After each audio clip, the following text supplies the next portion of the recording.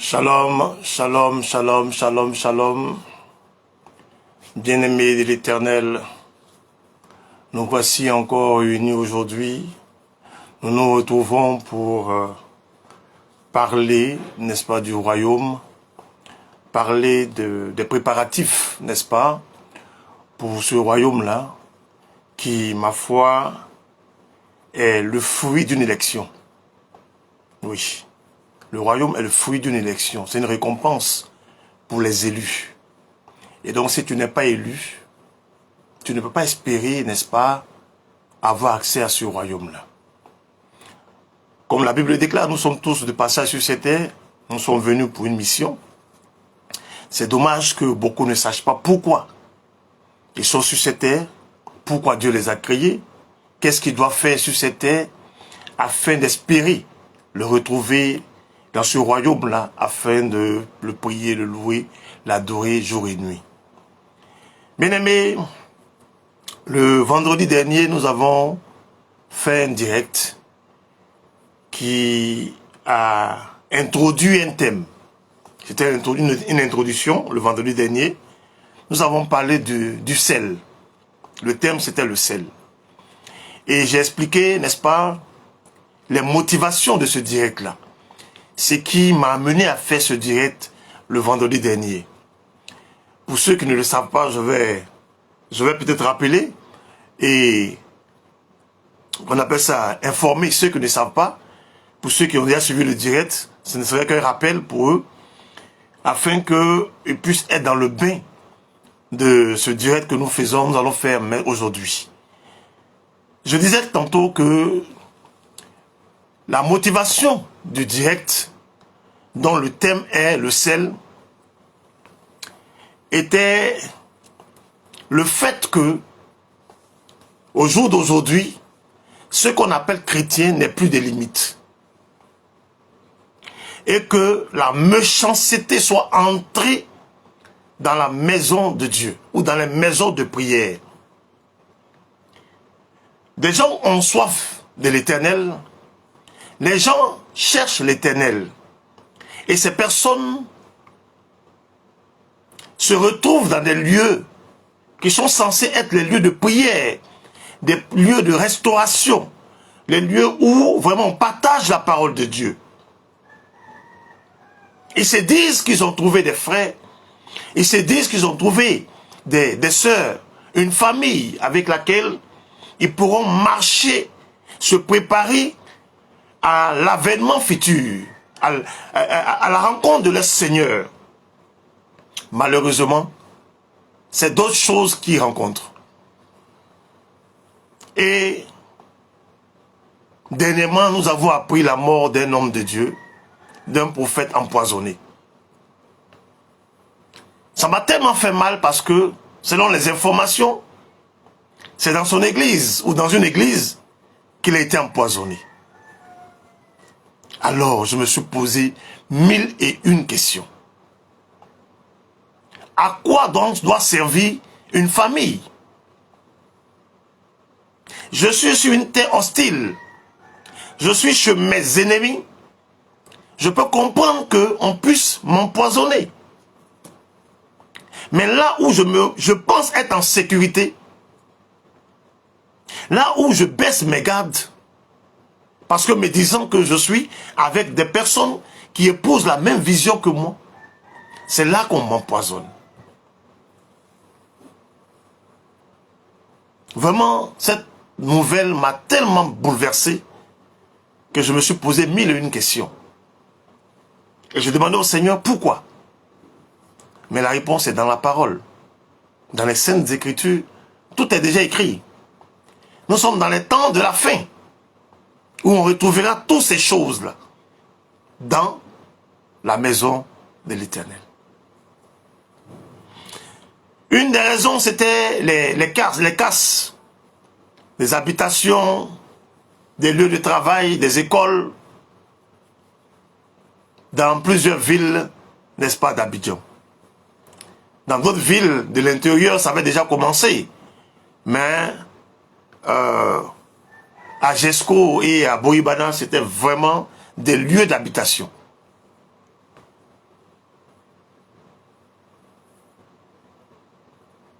Il y a eu aussi les différents clashs auxquels on assistait entre plusieurs serviteurs de Dieu. Ça s'insulte à gauche, à droite. Ça s'expose négativement. Je me suis dit, il était important d'en parler. Notre rôle est d'en parler. Mon rôle à moi, c'est d'éveiller de conscience. C'est d'ouvrir l'esprit des gens à la compréhension de ces saintes écritures. Je ne viens pas pour plaire, mais je viens pour exposer des tares à la lumière de la parole de Dieu, afin que chacun s'examine. Voici mon rôle. Chacun s'examine. La parole de Dieu est pour nous un miroir. La parole de Dieu est pour nous un miroir. Et il est important que chacun puisse s'examiner. Est-ce que ce que je fais est conforme à la parole de Dieu? Toute la question. Si oui, continue de marcher. Sinon, arrête ce que tu fais et conforme-toi à la parole de Dieu et non au mode, au siècle présent, à ce que disent les hommes. Je veux plaire à Dieu et non plaire aux hommes. Si je choisis de plaire aux hommes, il est clair que je serai en déphasage avec l'Éternel. Et à cela est venu s'ajouter d'autres motivations. On m'a balancé des vidéos dernièrement montrant un homme dit de Dieu qui transforme des affiches en billets de banque. Et il appelle ça, n'est-ce pas, miracle monnaie. Miracle monnaie. Bon. J'ai essayé de suivre un peu la vidéo par curiosité. Et vers la fin, il posait la question de savoir si nous croyons à la multiplication des pains. Si le miracle que Jésus a fait, qui a multiplié les pains et les poissons, si nous croyons à ça, cela veut dire que nous devons croire aussi au fait qu'il ait pu transformer du papier en billet de banque.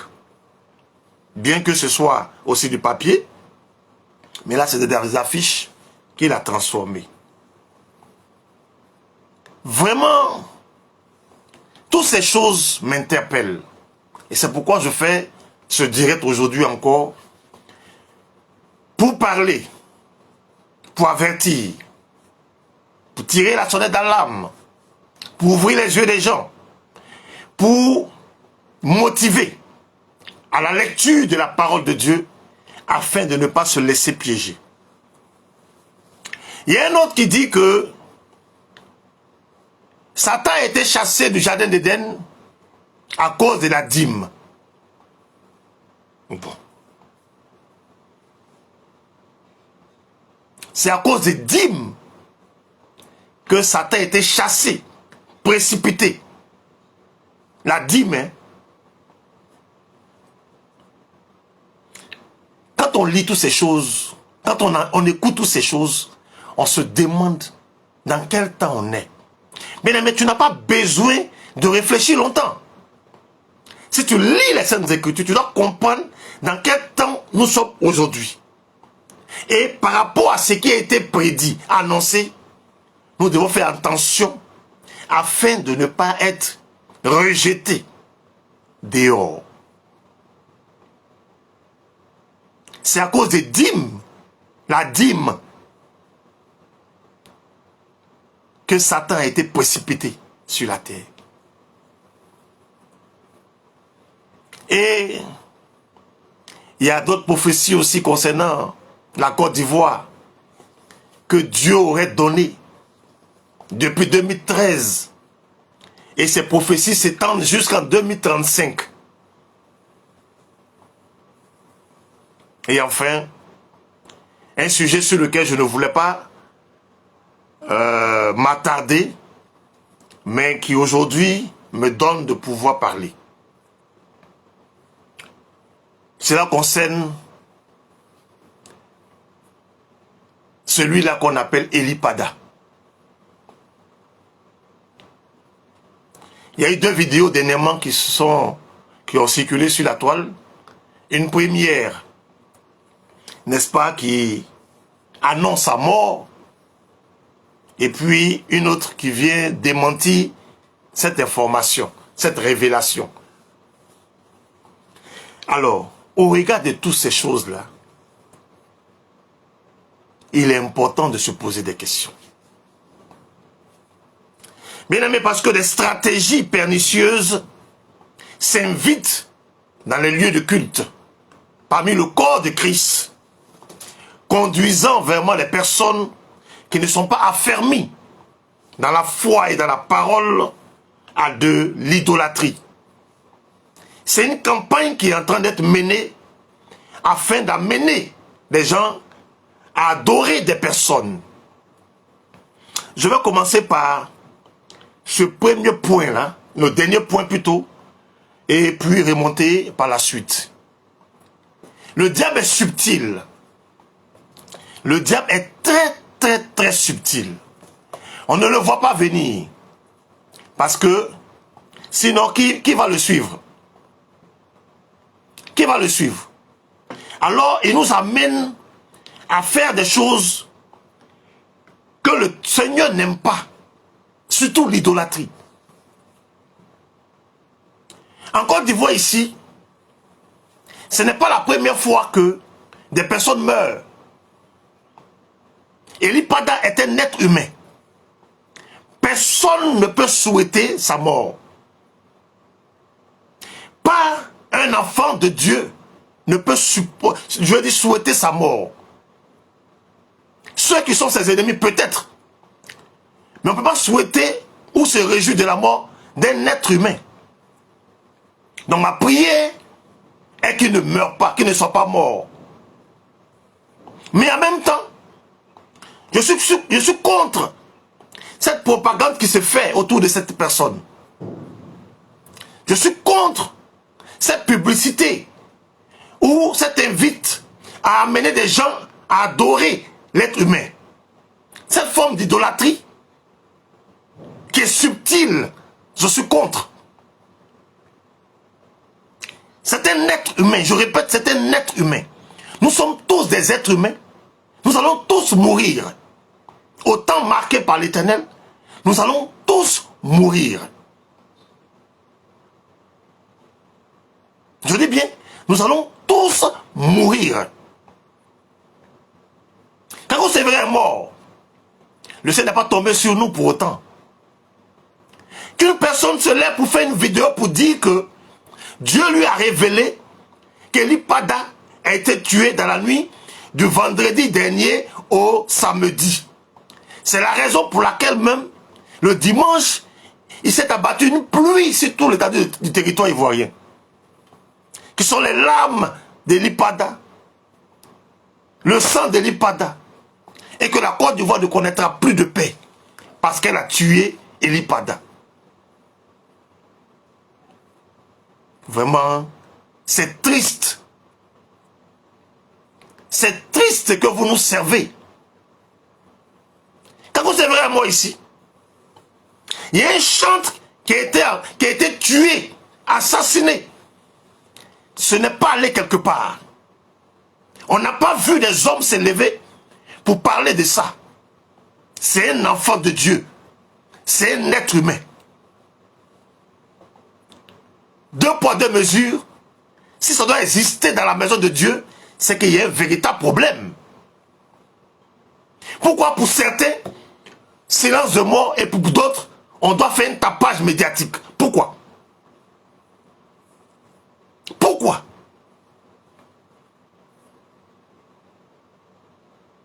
Dieu t'a révélé qu'il a été tué et jeté dans de l'eau, une étendue d'eau. Mais qui te disent où on l'a enterré, où on l'a jeté plutôt. Qui te disent, ton Dieu là, qui tu poses question et puis te répond automatiquement là. Qui te disent et puis c'est fini. On va aller chercher son corps et puis c'est fini. Oui, on va aller chercher le corps d'Eli Pada, de cette eau dans laquelle il est là. Et puis, c'est fini. Tantôt il est mort, tantôt il n'est pas là. Tout se buzz autour de la personne pour l'amener, pour amener le peuple de Dieu à l'adorer. Non, c'est trop subtil. Nous ne tomberons pas dans cette facilité-là. Lorsqu'on nous a annoncé qu'il a disparu, des gens se sont levés, qui ont fait des posts, des vidéos, des gens même qui ne sont même pas chrétiens. Vous, ces enfants, vous, ces fidèles, vous avez fait un post pour dire que rien de tout ce qui est dit n'est vrai. Qu'il est vivant, il est tranquille, il s'est retiré pour prier.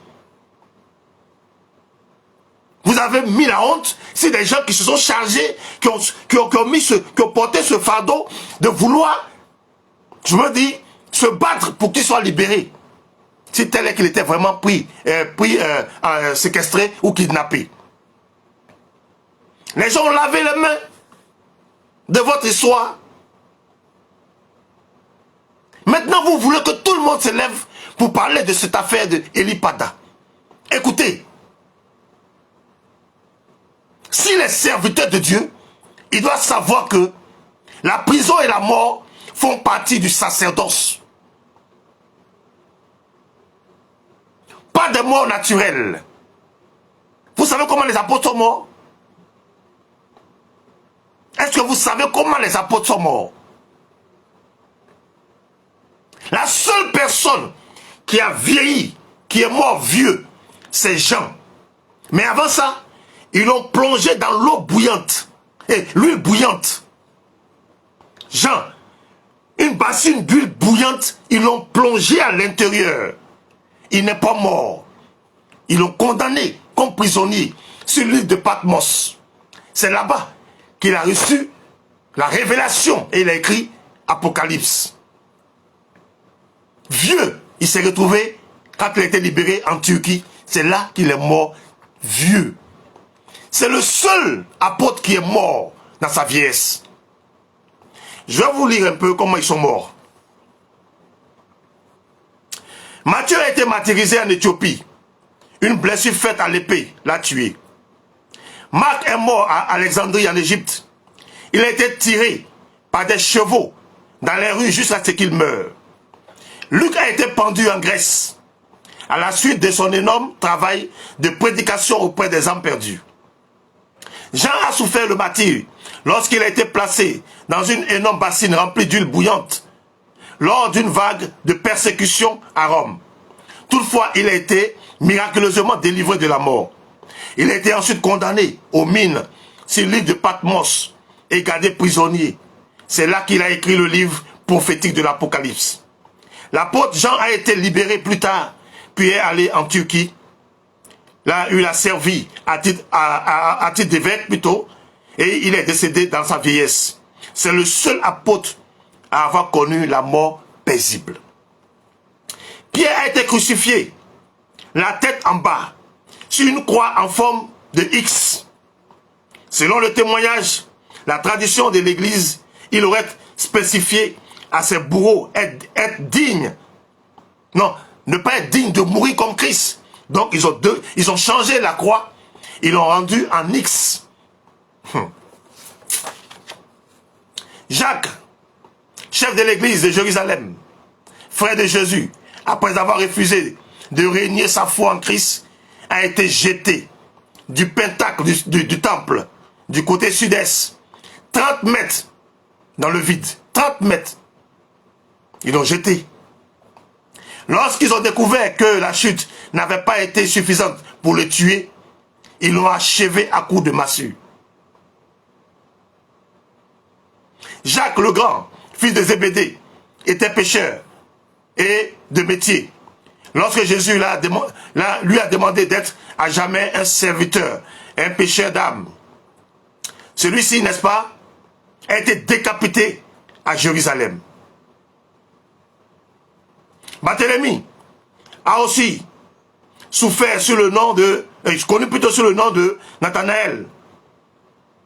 Il a témoigné du nom de Jésus, là où se trouve aujourd'hui la Turquie, à cause de sa prédication. Barthélemy est mort écorché vif au moyen d'un fouet. André a été crucifié sur une croix en forme de X à Patmos, en Grèce. Après avoir été sévèrement fouetté par 7 soldats, son corps a été attaché à la croix au moyen de câbles, de manière à prolonger son agonie. Les disciples qui le suivaient ont rapporté plutôt que sur la croix, André a salué sa condition en déclarant « J'ai longtemps désiré et anticipé cet heureux moment. La croix a été consacrée par le corps de Jésus-Christ suspendu à elle. Il a continué à prêcher à ses bourreaux pendant 2 jours jusqu'à ce que ce dernier puisse mourir. Thomas a été transpercé par une lance en Inde. Jude, le frère de Jésus, a été tué par flèche lorsqu'il a refusé de régner sa foi en Christ. Matthias l'apôtre, qui a remplacé Judas, le traître, a été lapidé puis décapité. Barnabas, qui se trouvait au nombre des 70 disciples, qui a prêché à travers l'Italie et Chypre, a été lapidé à mort à Salonis. Paul a été torturé, décapité par le diabolique empereur Néron. Bien-aimés, voici comment les apôtres sont morts. Quand tu acceptes, quand tu réponds à l'appel de Jésus-Christ, tu dois être préparé à cela. Tu dois savoir que si tu prêches la vérité, il est probable que des hommes se lèvent contre toi et que tu ne connaisses pas une mort paisible, naturelle. Vous vous êtes levé pour dire que celui-là qui est votre père spirituel n'a aucun problème. Il s'est retiré. Vous créez des buzz pour attirer du monde. Et l'important n'est pas Dieu. C'est un être humain. Qu'il soit serviteur de Dieu ou pas. Mais, sachez que Jean-Baptiste, c'est lui qui a baptisé Jésus-Christ.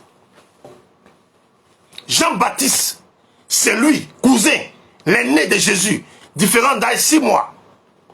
C'est lui qui a baptisé Jésus. Et son église, et plutôt son ministère a commencé. Il a reçu le sceau du Saint-Esprit. Et puis, il est parti. Ils se sont séparés, chacun a pris sa route. Chacun est venu pour une mission bien précise. Chacun est venu pour une mission bien précise.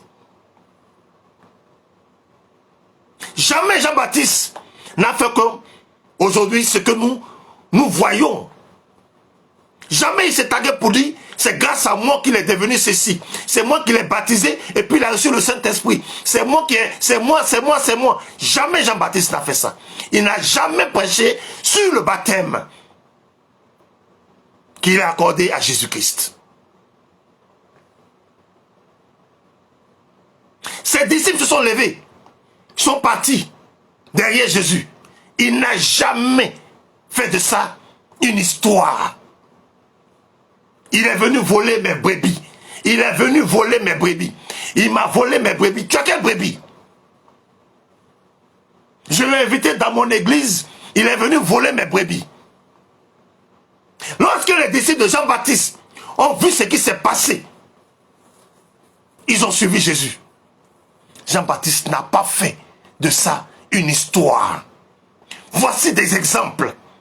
Le sel que tu es, voici comment tu dois te comporter. Il a volé mes brebis.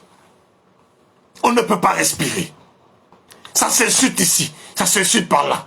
C'est aussi cette brebis-là est une manne, est une vache à lait. Là même, c'est la catastrophe. Que qu'est-ce que vous nous servez? Qu'est-ce que vous servez au monde que vous devez impacter, à laquelle vous devez donner, auquel plutôt vous devez donner une saveur? Ce monde-là qui a besoin de sel. Vous êtes le sel du monde. Mais vous avez perdu votre saveur. Avec quoi on va vous rendre cette saveur-là? Jésus-Christ, il a appris que Jean-Baptiste est en prison.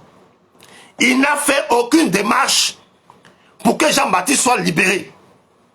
Vous qui voulez qu'aujourd'hui, les hommes de Dieu se lèvent pour faire je ne sais quoi, afin que Eli Pada soit libéré.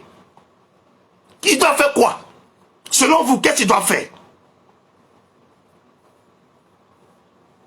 Selon vous, qu'est-ce que les hommes de Dieu doivent faire? Et vous, qu'est-ce que vous ne pouvez pas faire pour attendre que les hommes de Dieu se lèvent pour cela? Sa famille biologique s'est levée pour porter plainte, pour disparition. La loi dit 48 heures après, on ne voit pas une personne, on doit porter plainte pour qu'on puisse le rechercher. Est-ce que sa famille biologique l'a fait? Sa femme l'a fait? Son église l'a fait? Pourquoi c'est des personnes extérieures qui doivent le faire?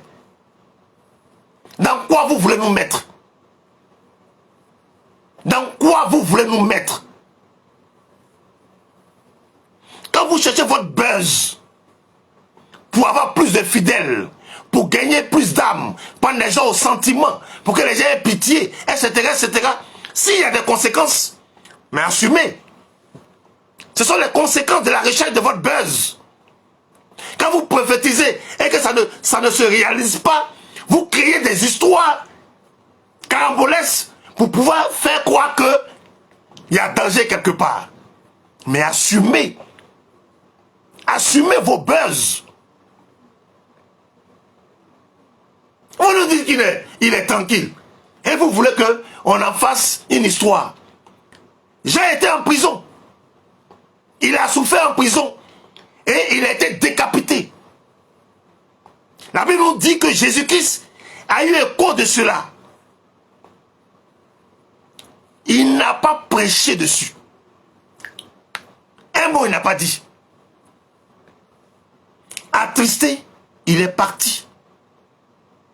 Et il a été suivi par la foule. Mais lisez la Bible, Matthieu 14. Il a continué l'œuvre de Dieu. C'est pourquoi il est venu là. C'est pour ça. Vous voulez qu'on abandonne l'œuvre de Dieu pendant que le pays est en train de mourir, pendant que les âmes sont encore en train de se perdre, pour venir faire de cas d'une personne une histoire nationale ou mondiale? Mais pourquoi? Pourquoi? Nous allons tous mourir. Nous allons tous mourir. Sa mort n'est pas différente de la mort de quelqu'un. Dans ce pays-là, il y a un chantre qui a été tué, assassiné. Vous qui parlez aujourd'hui là, vous avez parlé de ça. Vous qui voulez qu'on change afin de Eli Pada là, vous avez parlé de ça. C'est pour dire que les gens sont jaloux. Jaloux de qui? Ou de quoi? Il nourrit qui?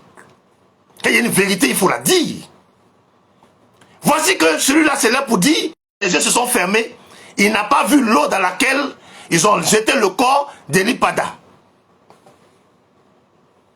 Donc il a seulement révélé que Eli Pada est mort la nuit du vendredi au samedi. Et que la pluie du dimanche était une pluie qui symbolisait les pleurs et le sang d'Eli Pada. Ouais. Eli Pada, Ayoka. Ayo, tu es fort. Mais on ne sait pas dans quelle eau on t'a jeté, donc on ne va pas aller te chercher. Tes parents n'ont pas déclaré ta disparition. Il n'y a pas eu de plainte. Donc, on ne peut pas changer cette affaire-là. Vous seuls savez ce que vous faites. Votre pacte que vous avez signé là, vous seuls saviez. Vous voulez entendre les gens avec vous, pourquoi? Vous connaissez la vérité. Vous connaissez la vérité. Voilà qu'un finit de faire vidéo, un autre est là pour dire que Il lit même la source de cette révélation. Elle n'est pas d'être tranquille. Qu'il y a des actions qui se font en secret. Ah, d'accord. Mais s'il y a des actions qui se font dans le secret, pourquoi voulez-vous que les gens se lèvent pour faire de ça une histoire nationale ou internationale? Jésus-Christ a continué l'œuvre. Jean-Baptiste est mort. Jésus-Christ a continué l'œuvre. Il n'a pas prêché sur la mort de Jean-Baptiste. Il n'a pas fait de ça un sujet d'évangélisation ou quoi que ce soit. Il a continué l'œuvre pour laquelle il est venu. C'est de ça qu'il est question. Au temps où Jérémie était en prison, il y avait des prophètes comme les Naoum, comme les Sophonie. C'est la même époque. Personne ne s'est levé pour parler de ça. Parce qu'ils savaient que c'est ce pourquoi Dieu les a créés. Il y a un prix à payer. Chacun le paye différemment. Mais il y a un prix à payer. Si Dieu décide que tu es en prison, mais c'est lui qui a décidé. Quel que soit le lieu où tu seras, il sera avec toi. C'est pas nous humains qui allons nous inquiéter au point d'en faire une histoire. Agissons, apprenons à agir par l'esprit. Tuons la chair. Tuons la chair. L'histoire de l'Ipada, nous on ne veut pas envie de rentrer dedans. Mais ces histoires-là, qui n'ont ni tête ni queue là, nous on ne rentre pas dedans. Vous savez ce que vous faites. Mais restez là-bas. Faites vos choses. Et puis, assumez les conséquences.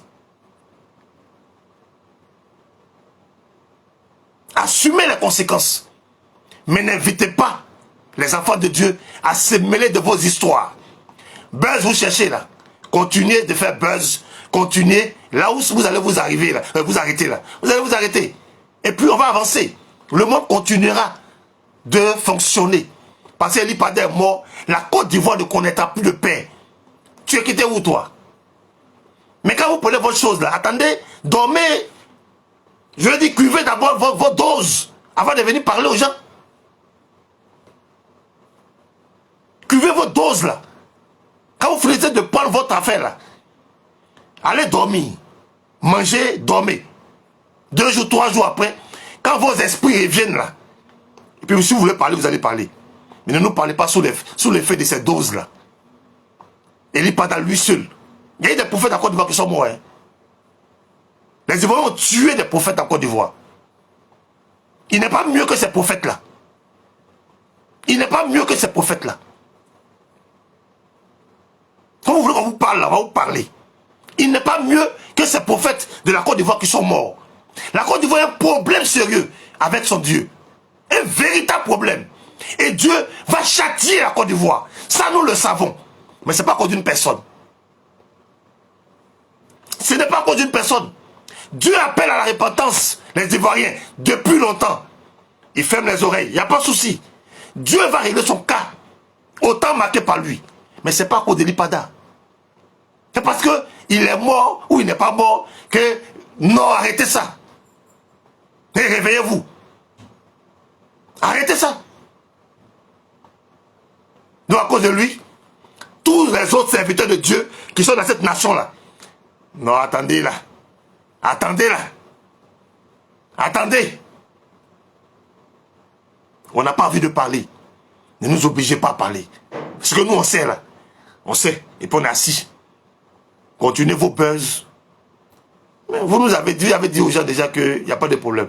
Lui-même il a fait une vidéo pour dire qu'il n'y a pas de problème. Mais il n'y a pas de problème. Il n'y a pas de problème.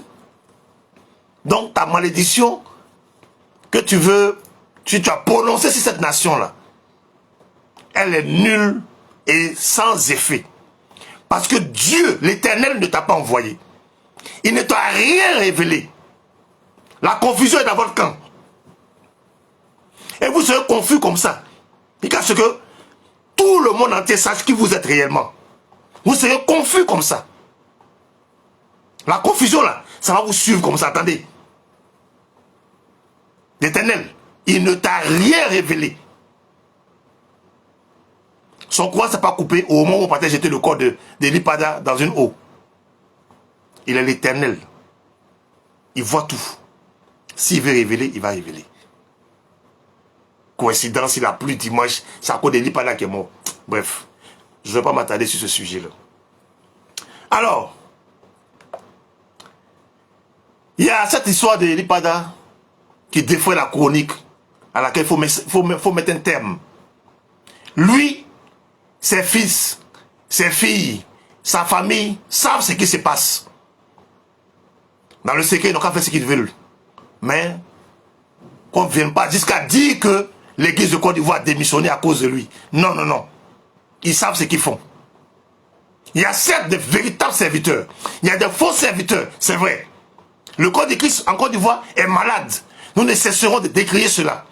Mais qu'on ne veuille pas forcément venir nous coller une étiquette parce qu'on ne réagit pas. On va réagir comment? On réagit pour dire quoi? Vous qui connaissez comment on doit réagir là, venez faire. Vous n'avez pas resté à l'extérieur pour venir parler des choses. Nous là, on risque nos vies depuis on parle. Il y a longtemps qu'on avertit. Il y a longtemps qu'on avertit. On trouve que nous sommes des prophètes de malheur, de mauvais augure, etc., etc. Mais on est en Côte d'Ivoire. Quand ça va se produire là, nous serons là aussi. On va subir. Parce qu'on est rassasié qu'on veut dire des choses. On les dit parce que nous avons reçu.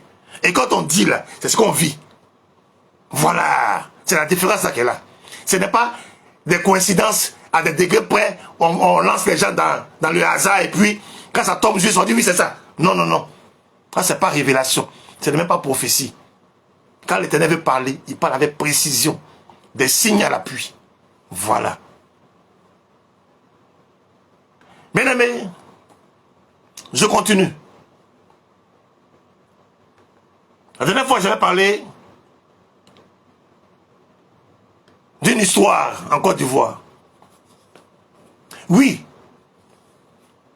La Côte d'Ivoire a organisé une CAN, elle a remporté. C'est une joie.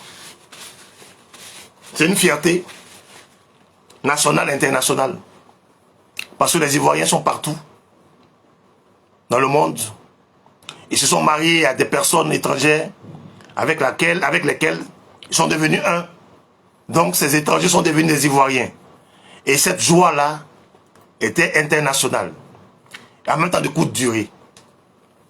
Et j'ai dit, des gens ont commencé à vouloir amener les enfants de Dieu à l'idolâtrie. À idolâtrer des personnes. À vénérer des personnes. Non. Ce plan machiavélique là, ce plan subtil et démoniaque, nous sommes là pour dire non. C'est pourquoi aujourd'hui, avec vous, je vais ressortir quelques éléments de la soi-disant prophétie de l'homme de Dieu pour ouvrir votre esprit, pour ouvrir vos yeux, pour que vous compreniez qui est Dieu. On nous fait dire que Dieu est dans le football. Ça me fait rire. J'insiste. Quel que ce soit, quel que soit son titre, bishop, etc., etc., sur la base de la parole de Dieu, personne ne peut prouver cela. Par contre, nous pouvons prouver que Dieu qui est dans sa parole n'est pas où il y a le péché. Il n'est pas là où l'idolâtrie est à son paroxysme. Il est où ses enfants se trouvent. Il peut protéger son fils sans toutefois être dans le lieu où son fils se trouve. Voilà comment Dieu agit. Je suis ici. J'ai mon enfant qui fréquente dans une école. J'ai une attache dans cette école. De ma position, je peux protéger mon enfant. Est-ce que ça veut dire que je suis à l'école? Est-ce que ça veut dire que je suis dans l'école dans laquelle mon enfant fréquente? Non. Le monde appartient à Dieu. C'est lui le créateur. Mais il a laissé le diable faire certaines choses pour un temps. Dieu est avec tous ceux qui l'invoquent. L'Éternel est avec tous ceux qui lui sont fidèles, qui obéissent à sa parole et qui les mettent en pratique. Quand tu agis ainsi, quel que soit le lieu où tu es, l'Éternel sera avec toi. Ça ne veut pas dire qu'il est dans ce lieu et qu'il approuve ce qui se fait dans ces lieux. Attention. Je dis toujours, je dis c'est important, hein? École là, c'est important. Mais si tu n'es pas allé à l'école, que tu es un enfant de Dieu, prie le Saint-Esprit, il ouvre ton esprit, il te donne l'intelligence, la sagesse, pour comprendre beaucoup de choses. Si vous nous dites que Dieu approuve ces choses démoniaques, ben, à quoi ça sert de l'adorer alors? À quoi ça sert? Alors, un homme de Dieu s'est levé pour dire que en 2013, Dieu lui a clairement dit que la Côte d'Ivoire allait organiser sa CAN et puis la remporter. Amen. Dieu n'a pas dit l'année. 2024, ça s'est réalisé. On suppose que c'est ça. Gloire lui soit rendue. Nous sommes pragmatiques. Hein. On reconnaît l'homme de Dieu au travers de ce qu'il aura annoncé. Ça s'accomplit. C'est ça. Même si c'est ce qui est sûr, on accepte. Avançons. 2024, Dieu dit de mettre cette panoplie de révélation sur un support audio. Ok. Ils sont entrés en studio. Ils ont mis ça, n'est-ce pas, sur un support. Et en 2025, et 2015 plutôt, convaincu, là c'est pas Dieu qui lui a dit, hein, convaincu, il a publié, n'est-ce pas, l'audio. Ok. Dieu nous annonce dans cette prophétie que la Côte d'Ivoire jouera une quart de finale de mondial. Et quand le journaliste lui pose la question de savoir c'est en quelle année, ça, il y a une autre réponse qu'il donne. On va y arriver. Dieu dit qu'un Ivoirien sera secrétaire général des Nations Unies. En quelle année? On ne sait pas. Il répond que il y a des choses qui sont publiques et d'autres qui sont secrètes. Autant convenable, Dieu expose. Dieu n'expose pas tout. Il y a une partie qui est révélée et une partie qui est gardée pour son temps. Ok. Il dit qu'il y a un Ivoirien qui va créer un modèle de voiture, n'est-ce pas, qui sera monté en Côte d'Ivoire. Une voiture moins chère, il précise, hein, moins chère. Et les gens de la sous-région viendront pour acheter cette voiture. Bon, moi je ne vois pas quelle est la fierté de créer une voiture moins chère. Sur le plan marketing déjà, c'est une mauvaise marketing. Une voiture qui est moins chère, ça veut dire qu'elle n'est pas de bonne qualité. Une voiture qui est moins chère, elle n'est pas de bonne qualité. Si Dieu est dedans, pourquoi on ne vendra pas cette voiture-là chère? Pourquoi? Sur le plan marketing déjà même, c'est vilain. On n'a pas de raison de s'en réjouir. J'ai vu déjà sur Facebook des enfants qui fabriquent des voitures avec de fer, avec du bois, tout ça. Ça là, c'est parce que il n'y a pas une volonté politique de leur venir en aide. Sinon ça, c'est des choses qui peuvent se faire. Donc, je ne vois même pas la gloire de Dieu dans ça là. Un homme qui vend sa voiture, en quoi ça glorifie Dieu? Allons-y. Un passeport ivoirien qui se démarquera des autres passeports de la sous-région. Une chose de valeur dans la main de l'Ivoirien. Je ne sais pas si cet homme de Dieu a déjà voyagé. Mais depuis tant nous fouet, passeport ivoirien a de la valeur. C'est recherché, c'est prisé. C'est pas nouveau. Le passeport ivoirien là, c'est un passeport qui a toujours été convoité. Ce n'est pas nouveau. Comme à Dubaï, il y aura des constructions de villes sur l'eau. Ça, c'est des volontés politiques. Ce n'est pas les moyens en Côte d'Ivoire qu'il n'y en a pas. Mais à toujours, on revient. En quoi tout ça profite à Dieu? Quelle est la part de Dieu dans tout ça? En quoi son nom est glorifié? Dubaï, là, c'est que Dieu qui est à Dubaï. Mais ça existe. Où est la part de Dieu dans le passeport? Quelle gloire Dieu trouve dans le passeport? Est-ce qu'un passeport peut sauver une vie? Est-ce qu'un passeport peut évangéliser? Une maisons construites ou bien des villes construites sur l'eau, en quoi ça glorifie Dieu? C'est des choses qui existent dans un monde arabe, dans un monde païen. En quoi ça glorifie Dieu?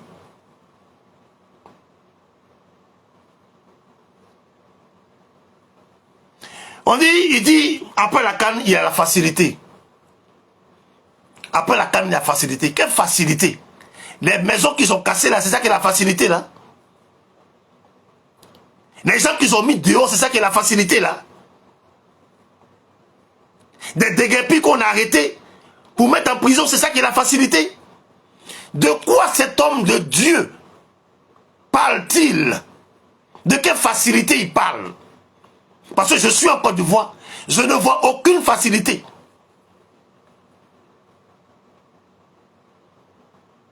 Ou bien parce qu'on a libéré des prisonniers politiques. Mais longtemps, nous avait dit qu'il n'y a pas de prisonniers politiques en Côte d'Ivoire. Bien au contraire, le fait de les libérer signifie qu'il y avait des prisonniers politiques. Et ça, c'est un gros problème. Mais qu'est-ce que tu écoutes les Ivoiriens? Tu es dans leur cœur pour savoir ce qu'ils vivent. Tu parles de quelle facilité? Des gens qui sont revenus de prison, qui n'ont trouvé personne chez eux à la maison. Tout le monde est mort, enterré, derrière eux. Tu parles de quoi? Quelle facilité tu parles? De quelle facilité tu parles? Après la canne, il y a une facilité.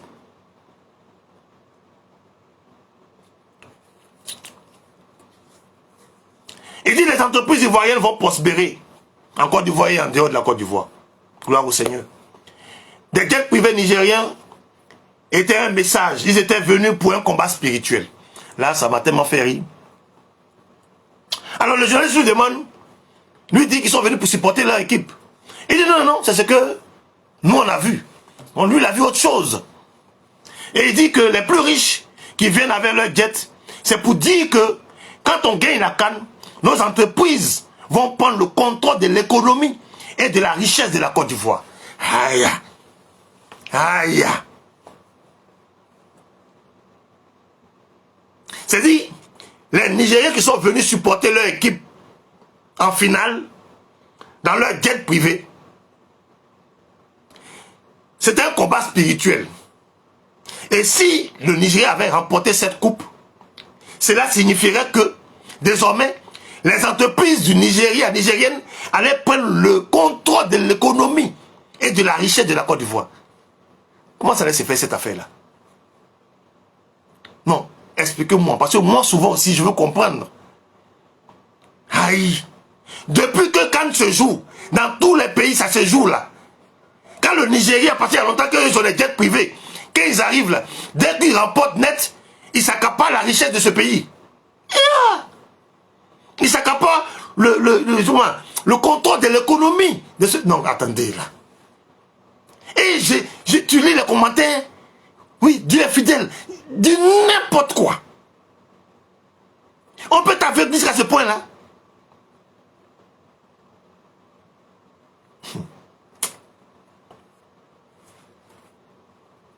Il va jusqu'à dire que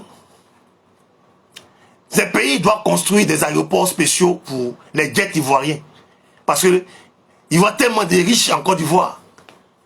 Ils vont créer des aéroports spéciaux pour nous. Pour les jets des riches ivoiriens. Ça, c'est quoi ça là? C'est quoi ça là? On se croirait dans des films de fiction, hein?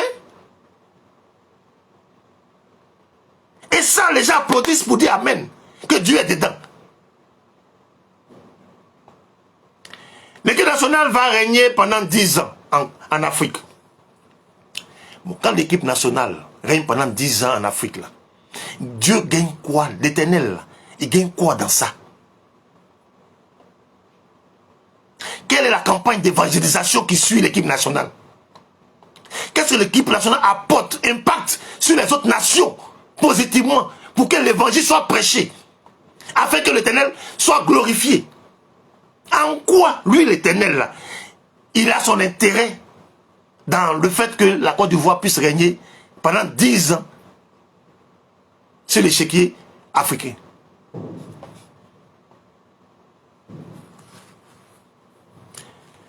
Le groupe de nous demande quand 2025, c'est pour bientôt.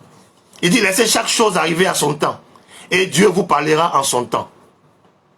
Pour le mondial, il donne la même réponse. Mais Dieu t'a révélé ce que tu viens de nous dire là, en 2013. Pourquoi tu n'as pas attendu en 2024 pour dire ça? Puisque Dieu fait toutes choses en son temps. Quand le temps arrive, c'est là qu'il révèle. Pourquoi tu n'as pas attendu 2024 pour révéler ça? Et pour ça là seulement, tu as annoncé. En 2015, tu as annoncé. Tu as rendu public. 2015. Pourtant, toi-même, tu dis que Dieu fait toutes choses en son temps. C'est quand le temps arrive qu'il révèle. Mais on n'était pas encore arrivé en 2024. La CAN n'était pas encore arrivée. Et puis en 2015, tu as annoncé. Il y a une contradiction dans ce que toi-même tu dis. Faut dire simplement je n'ai pas reçu. Faut dire simplement je ne sais pas. Alors que toi-même tu dis que Dieu t'a révélé des choses qui vont arriver jusqu'en 2035. Mais décapitement de Jesco, Boïbana, ça il t'a pas révélé ça. Ça il t'a pas révélé. Ça fait partie des révélations. Ces maisons construites sur l'eau. Ces passeports ivoiriens qui sera démarqué des autres. C'est ça il te révèle. Des choses viles. Des choses inutiles. Des choses sans importance. C'est ça qui te révèle. Mais la vie de ces enfants-là, ça n'a plus d'importance à ses yeux. Et vous acclamez un tel personnage. Non. C'est quoi ça? Allons-y encore. On lui pose la question de savoir est-ce qu'il n'a pas un peu de crainte à savoir qu'il annonce des choses qui peuvent ne pas se réaliser, que ça peut avoir un impact sur lui-même, son église, etc. Il dit, je ne peux pas avoir une prophétie en 2013. Avoir la conviction, là il ne parle pas de Dieu qui m'a dit, hein, avoir la conviction de mettre sur un support audio en 2014, demander à mon service de communication de poster en 2015, et le 29 décembre de poster que la Côte d'Ivoire va gagner, et douter, ça jamais. Je ne suis pas un homme public. Mais quand tu n'es pas un homme public, donc ça tu ne fais pas. Ça c'est ce que les hommes publics font. Parce qu'ils cherchent la visibilité. Quand un homme n'est pas public, il fait tout dans le secret. Il prêche, il prie dans le secret. Il ne se va connaître. Ce que tu fais là, c'est contraire à ce que tu dis. C'est contraire à ton portrait que tu veux peindre. Non. Quand tu n'es pas un homme public, Dieu t'a révélé quelque chose. Il t'a dit de mettre ça sur support et de garder. Il t'a pas dit de publier. Pourquoi tu as publié? Quand Daniel voulait comprendre des choses, Dieu s'est révélé à lui. Dieu lui dit, il faut écrire, il faut sceller, il faut garder. Quand le temps arrivera, c'est lui qui lira et qui aura de l'intelligence, comprendra. C'était pas encore arrivé. Pourquoi tu as publié? Tu te contredis. Tu peux blaguer les gens. Tu peux endoctriner les gens, mais pas nous autres là. Arrêtez de vous faire adorer. Arrêtez de conduire le peuple de Dieu dans l'idolâtrie. Vous voulez qu'on vous acclame, qu'on dise que vous êtes puissant, que Dieu vous parle. Quel Dieu qui vous parle? Quel Dieu qui vous parle et puis ce qu'il vous dit n'a jamais été précis. Ce n'est jamais précis. Une Coupe du Monde où la Côte d'Ivoire va jouer quart de finale. Donc si en 2050, Côte d'Ivoire joue quart de finale, tu as dit que c'est ce que Dieu avait révélé. Oh, arrêtez ça là. C'est quoi cette manière d'être ridicule ça? Et vous portez le poids sur le nom de l'Éternel. Vous salissez le corps de Christ par vos actions.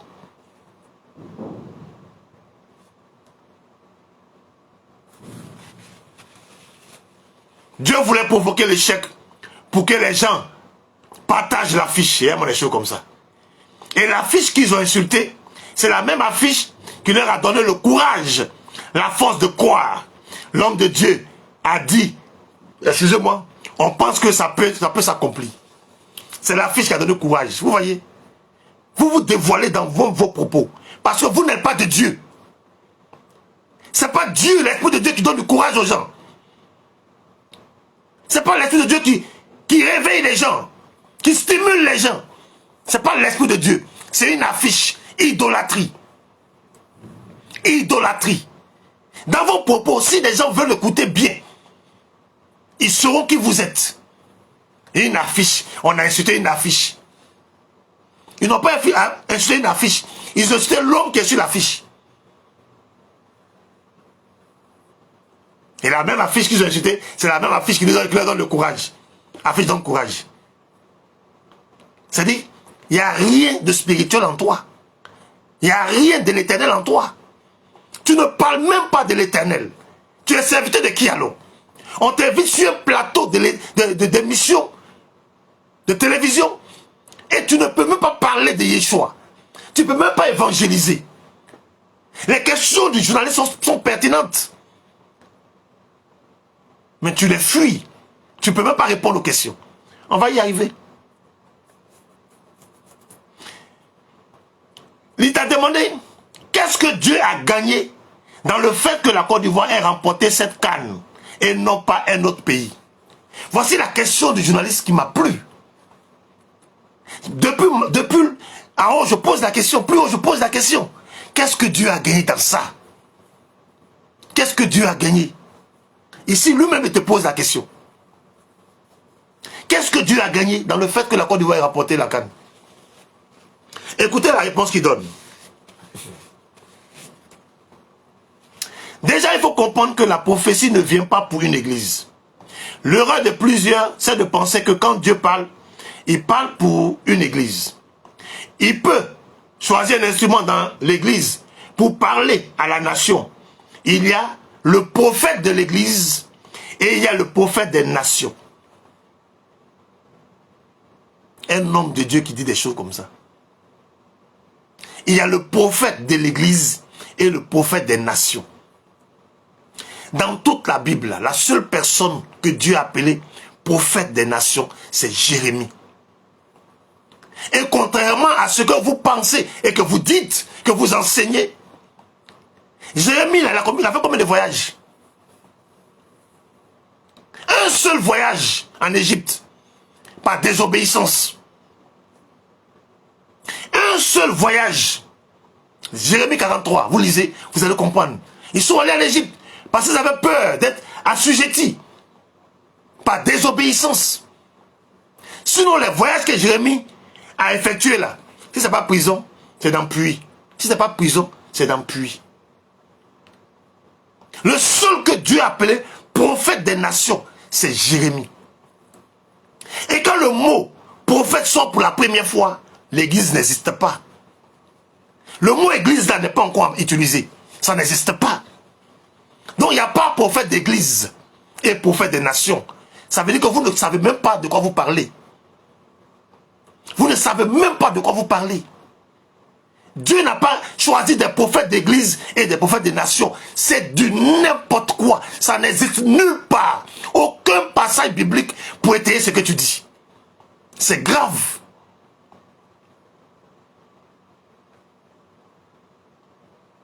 Et si tu n'as pas le manteau, le mandat et le manteau, tu ne peux pas le faire. Et ça ne pourra pas t'accompagner. Donc, il se trouve que je suis dans mon mandat. Les Ivoiriens n'ont jamais été unis comme dans cette CAN. L'Ivoirien n'a jamais été patriote comme dans cette CAN. Le chant patriotique dont on parle, c'est dans cette CAN de cette Coupe d'Afrique que les Ivoiriens peuvent chanter l'hymne national dans un terrain de football. Soit tu n'es jamais allé dans un stade, soit tu n'as jamais assisté à un match officiel, ou soit tu n'as jamais regardé ça à la télévision. Depuis que la Côte d'Ivoire est divisée, même quand elle était divisée dans son plus fort Côte d'Ivoire, quand il y a un match là, on chante l'hymne national.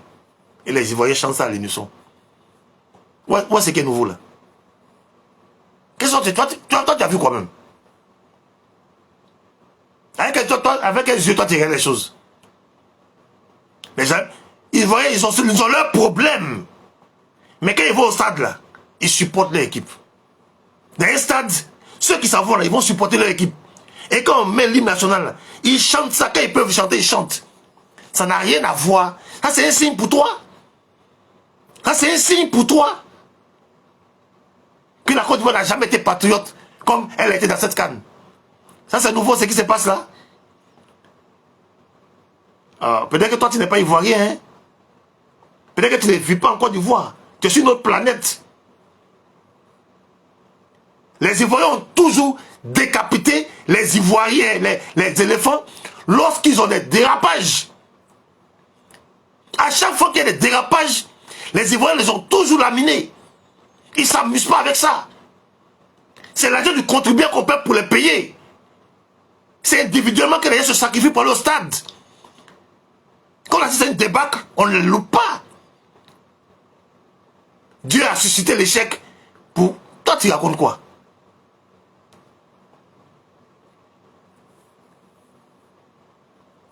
Ça montre l'unité. L'unité que les hommes politiques ont tant cherché pendant des années. Dieu l'a créé dans ces coupes d'Afrique. Ça s'appelle unité, là. Moi, je pense que tu n'es pas ivoirien. Tu n'es pas au parfum de ce qui se passe là. Non, non, non. Comme tu as jeûné pendant 90 jours. Peut-être que c'est plus que ça même. Il y a des choses que tu ne maîtrises pas. Ça, tu parles de quelle unité? En Côte d'Ivoire, il y a une unité actuellement. Pourquoi vous avez fait miroiter des choses aux Ivoiriens? De quelle unité tu parles en Côte d'Ivoire? Il y a quelle unité en Côte d'Ivoire? Les gens sont meurtris. Les gens souffrent dans leur chair, dans leur âme, dans leur esprit. Et tu parles d'unité. De quelle unité tu parles?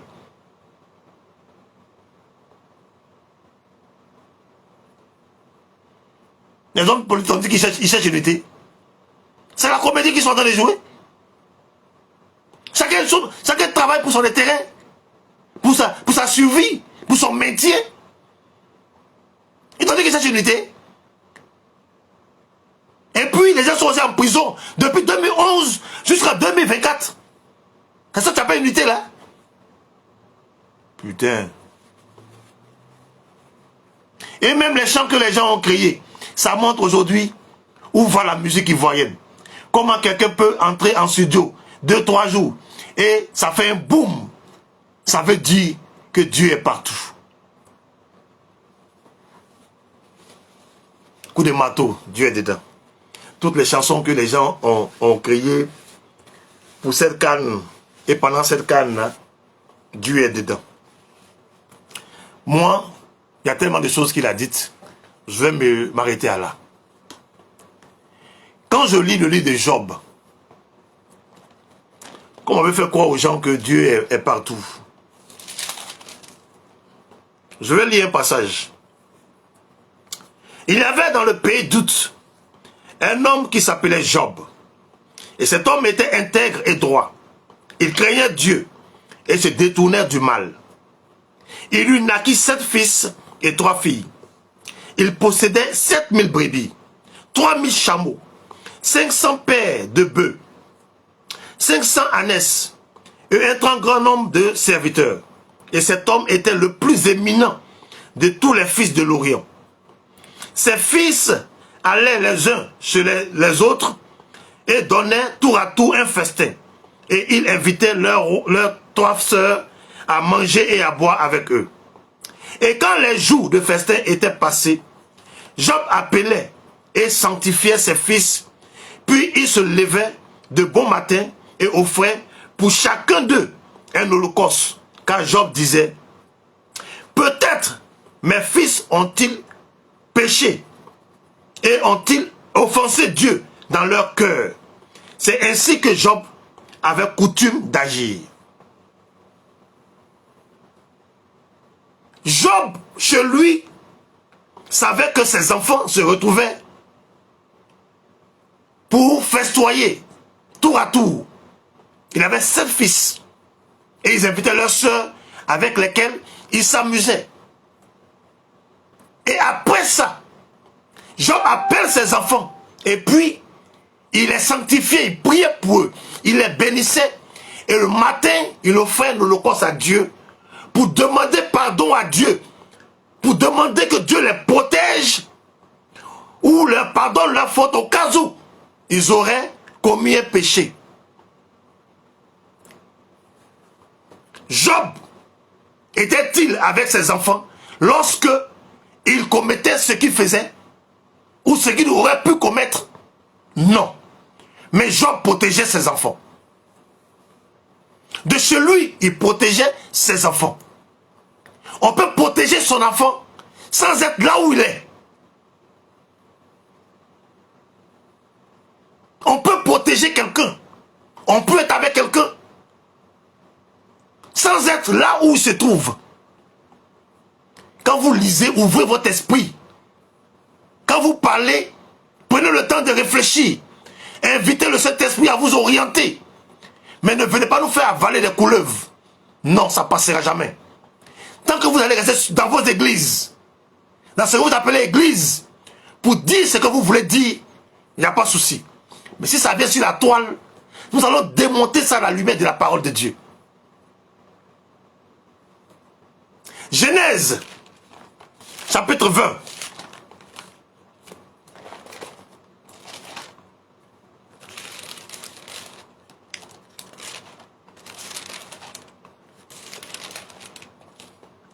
Abraham va mentir.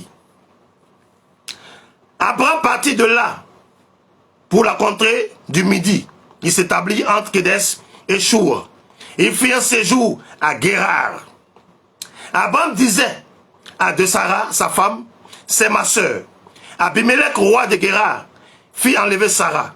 Alors Dieu apparut en songe à Abimelech pendant la nuit et lui dit, voici tu vas mourir à cause de la femme que tu as enlevée, car elle a un mari. Abimelech, qui s'était point approché d'elle, répondit, Seigneur, feras-tu périr même une nation juste? Ne m'a-t-il pas dit, c'est ma soeur? Et elle-même, n'a-t-elle pas dit, c'est mon frère? J'ai agi avec un cœur pur et avec des mains innocentes. Dieu lui dit en songe, je sais que tu as agi avec un cœur pur. Aussi, t'ai-je empêché de pécher contre moi? C'est pourquoi je n'ai pas permis que tu la touches. Maintenant, rends la femme de cet homme, car il est prophète. Il priera pour toi et tu vivras. Mais si tu ne lui rends pas, tu ne la lui rends pas plutôt, sache que tu mourras, toi et tout ce qui t'appartient. Dieu dit que Abraham est un prophète. Il y avait église en ce moment-là. Abraham était prophète de quelle église? Ou bien de quelle nation? Vous racontez du n'importe quoi. Quand bien même Abraham a menti, la main de Dieu est restée sur lui, à protéger sa femme Sarah. Il s'est révélé. Guérar est une ville frontière à Sodome et Gomorrhe. L'histoire dit que ça appartient aux Philistins. Donc, même pas un peuple chrétien. Mais Dieu s'est révélé au roi pour lui dire, c'est moi qui ai permis que tu ne touches pas cette femme-là. Parce que elle appartient à quelqu'un. Et ce monsieur-là, c'est mon serviteur. Quel que soit le lieu où tu es, Dieu te protège. Ça ne veut pas dire que Dieu est dans la merde. Ça ne signifie pas que Dieu est dans la merde. Il est le maître de l'univers. Il te protège partout où tu es. Si tu lui donnes ta vie, si tu confesses son nom, alors il te protège partout. Quelles que soient les circonstances, il est avec toi. Il est avec toi. Et non dans ce que tu fais. Abraham a menti. Dieu est dans le mensonge. Dieu a-t-il approuvé le mensonge d'Abraham et de sa femme? Ils ont menti, c'est vrai. Mais parce que Dieu a une alliance avec l'homme. Dieu a une alliance avec l'homme. Dieu a une alliance avec les peuples. Par ricochet, on parle de pays. Mais non, Israël avant n'était pas un pays. Israël était un peuple. Israël était un peuple. Et Dieu avait une alliance avec ce peuple. Pas avec la nation d'Israël. Voilà. Dieu a une relation, une amitié, une alliance avec des hommes. Il fait quoi un pays? C'est un abus de langage. Dieu fait quoi un pays?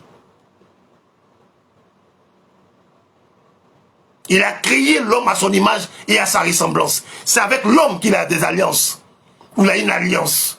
Pas avec des pays. Si tu te trouves dans ce pays, à cause de toi, Dieu peut protéger. Ça ne veut pas dire qu'il a une alliance avec tout ce monde de faussaires, d'idolâtres, de païens et d'autres. Non! Faisons attention à ce que nous disons. Il est dans sa parole. Il est dans sa parole. Alors, nous avons écouté, j'ai lu un peu ce que des gens nous racontent. Dieu est dans le football. Qu'est-ce que le football ou la CAN a apporté à l'Ivoirien? La CAN a évangélisé combien de personnes? Combien ont donné leur vie au Seigneur au travers de la CAN? Voici des choses que nous voulons voir. Quel était l'intérêt de Dieu? Dieu vous a révélé des choses jusqu'en 2035. Mais on dit, 2025, il y a CAN. Qui va remporter? Tu ne peux pas dire. Quand le temps va venir. Pourtant, tu as révélé une chose depuis 2015 qui s'est accomplie en 2024. Là, tu n'es plus sûr de toi. Là, tu n'es plus sûr de toi. On va jouer une coupe d'Afrique et une coupe du monde où on sera quart finaliste. Non. Ça, quel est l'impact? C'est dommage. Et, comme je l'ai dit, le journaliste pose la question, qu'est-ce que Dieu a gagné dedans? On n'est pas fichu de répondre. 1 Corinthiens chapitre 9, versets 16 à 18. Si j'annonce l'évangile, ce n'est pas pour moi un sujet de gloire, car la nécessité m'en était posée. Et malheur à moi si je n'annonce pas l'évangile. Malheur à moi si je n'annonce pas l'évangile. Quelle est donc ma récompense? C'est d'offrir gratuitement l'évangile que j'annonce, sans user de mon droit de prédicateur de l'évangile. Voilà. Ce pourquoi il nous a mandatés et il nous envoie en mission, c'est pour prêcher l'évangile. Ce n'est pas pour séduire le monde ou séduire des personnes. Ce n'est pas pour faire notre publicité ou rechercher notre gloire. Ce que beaucoup recherchent aujourd'hui, c'est la gloire. C'est la gloire. On ne prêche plus l'évangile. On est friand de gloire. Jean chapitre 7. Verset 18. Celui qui parle de son propre chef cherche sa propre gloire. Mais celui qui cherche la gloire de celui qui l'a envoyé, celui-là est vrai. Et il n'y a point d'injustice en lui. Si vous écoutez l'interview de ce monsieur qui aurait prophétisé la victoire de la Côte d'Ivoire dans les 7 CAN, vous n'entendrez pas Jésus-Christ. Vous n'entendez pas l'Éternel. On parle de Dieu. Quel Dieu? Baye est un Dieu. Kokangba, ce sont des dieux. Oui. Ce sont des dieux. C'est des idolâtres. Celui qui ne prêche pas Jésus-Christ, il parle de lui-même. S'il ne parle pas au nom de celui qui l'a envoyé, s'il ne parle pas pour lui rendre gloire, c'est un faux serviteur. Ce n'est pas moi qui le dis. Ce n'est pas moi qui le dis. C'est la parole qui le dit. Celui qui ne peut pas rendre gloire à l'Éternel. Écoutez l'interview, vous pouvez aller sur le net, tapez, vous allez voir. Je n'ai même pas envie de dire son nom. Tu ne peux pas rendre gloire à l'Éternel, c'est que tu parles de toi-même. C'est une vaine gloire. C'est charnel. La divination existe.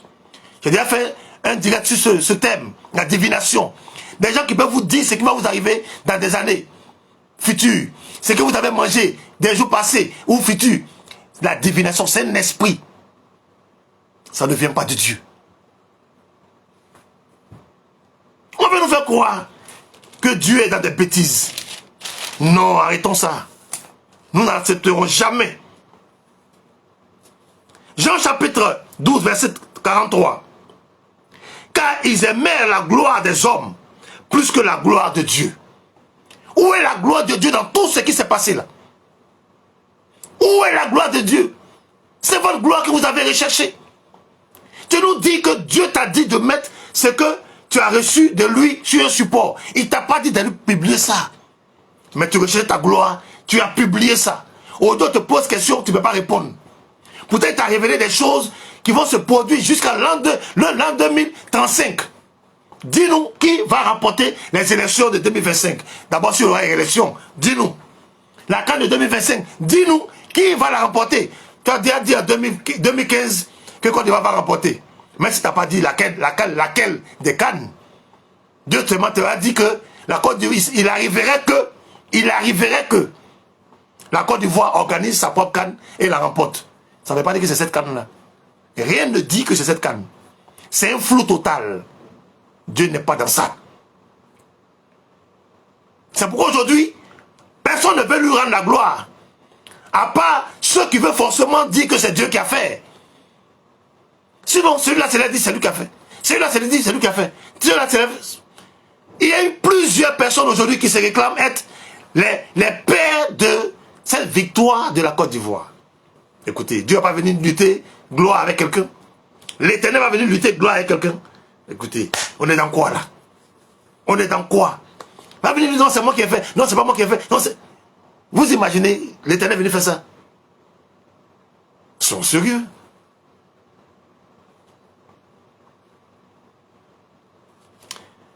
Nous sommes toujours dans Jean, chapitre 5. Nous allons lire les versets 39 à 44. Vous sondez les Écritures, parce que vous pensez avoir en elles la vie éternelle. Ce sont elles qui rendent témoignage de moi. Et vous ne voulez pas venir à moi pour avoir la vie. Je ne tire pas ma gloire des hommes. Alléluia. L'Éternel dit, Jésus-Christ dit, je ne tire pas ma gloire des hommes. Mais je sais que vous n'avez point en vous l'amour de Dieu. C'est ça la vérité.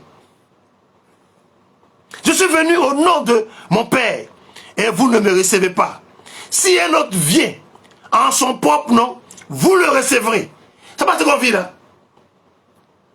On a mis le Seigneur de côté.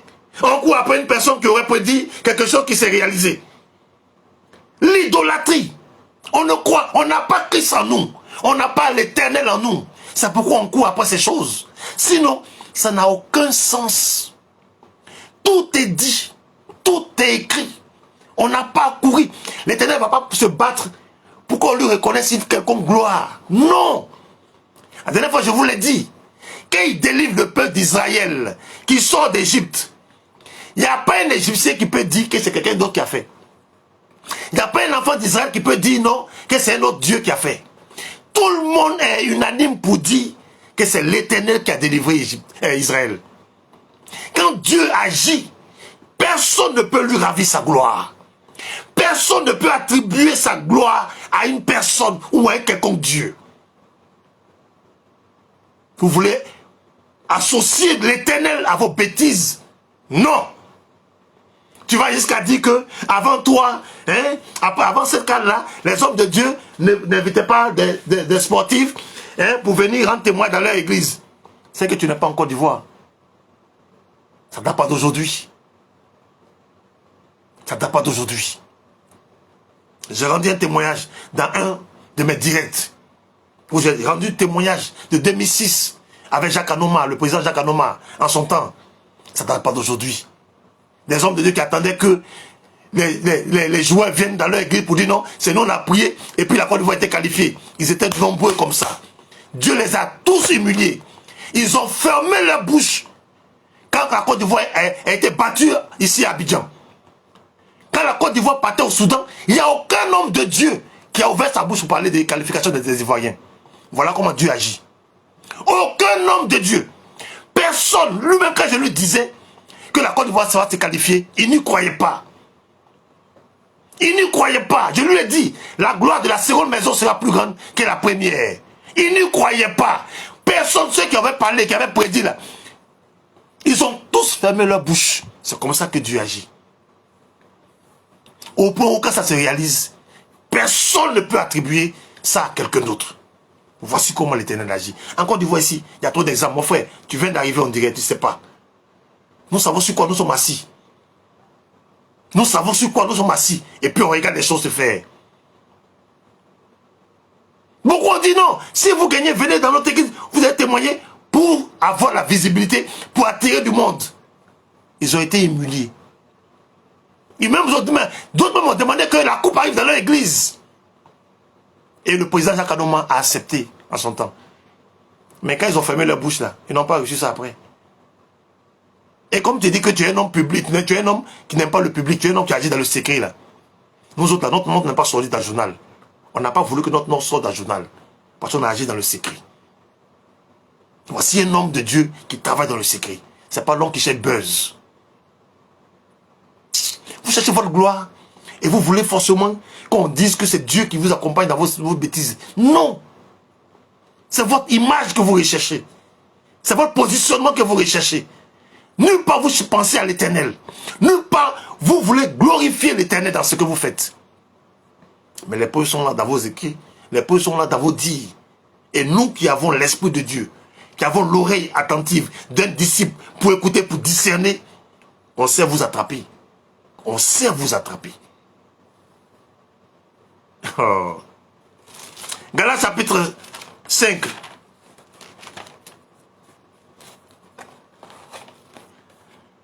Galates 5, versets 16 à 26. Je dis donc, marchez selon l'esprit, et vous n'accomplirez pas les désirs de la chair. Car la chair a des désirs contraires à ceux de l'esprit, et l'esprit en a de contraires à ceux de la chair. Ils sont opposés entre eux, afin que vous ne fassiez point ce que vous voudriez. Si vous êtes conduit par l'esprit, vous n'êtes point sous la loi. Or, les œuvres de la chair sont évidentes.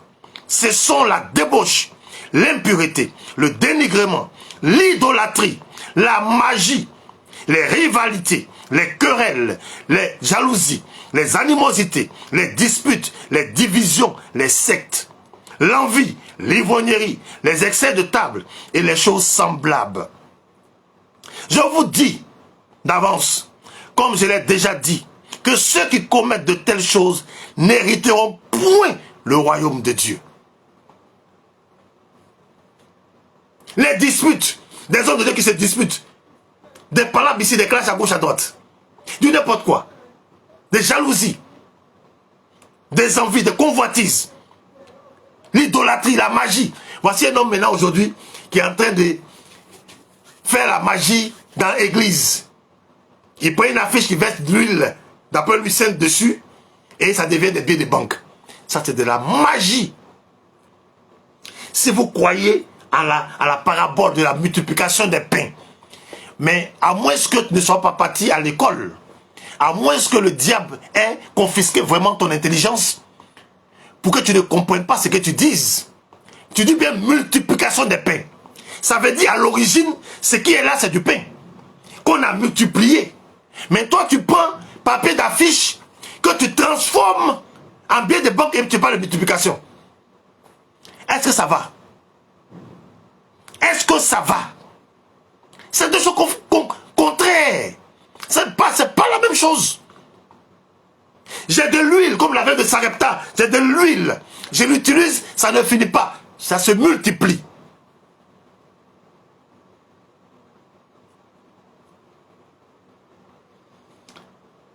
Christ a pris de l'eau, il a transformé en vin.